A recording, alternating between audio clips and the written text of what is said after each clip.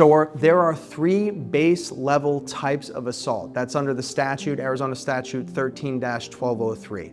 There's A1, A2, and A3. Those are the three different types of assaults. You can't have an aggravated assault without what we call a lesser included offense, which would be the misdemeanor assault. So the first one is intentionally, knowingly, or recklessly actually causing physical injury to another person.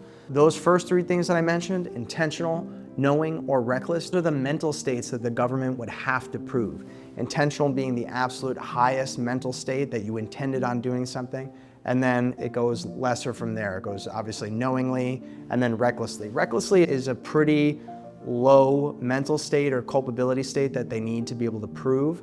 It's being aware of but consciously disregarding a risk that, or a substantial risk that a result would occur. So for example, if I hit you in the face and let's say I'm trained and I know how to hit you appropriately, right? And I hit you right in the orbital bone and I break the orbital bone, there's a substantial risk when I hit you there that I know, or that I should know, that I might break your orbital bone or that I might lacerate your eyebrow, right? So the government may be able to use the person's training, for example, or the way that you hit the person to show that you were at least reckless in the fact that you would cause the injury.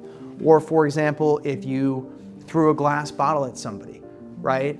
A glass bottle might be heavy. You should be aware of, and you might have consciously disregarded a risk that that glass bottle could have hit somebody and caused an injury. The second component of this type of what we call an A1 assault is the injury. You know, people are confused by that. They'll come to us and say, I don't understand. Sometimes with a kid, for example, if it's a kid under 15, it's an aggravated assault.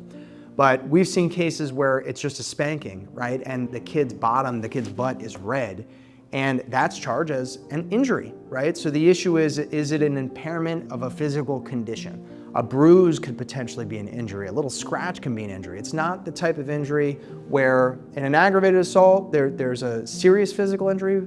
In a lesser assault, it's just any type of physical injury. So we've seen cases with redness, with bruises, and there's obviously all different issues that go into that, whether or not it's a pre-existing injury, whether or not our client's the one who actually even caused the injury, or if the other person hurt themselves when trying to hit our client. There's a number of different things that we're gonna be looking at in terms of trying to defend this particular type of assault, all different types of defenses. We're gonna be doing our own investigation, we're gonna be hiring our own experts and investigators where needed, and then we're gonna be looking at what we can do to try to contest both the mental state that the government needs to prove, and then also obviously whether or not the person, our client, caused an actual injury. There also has to be causation.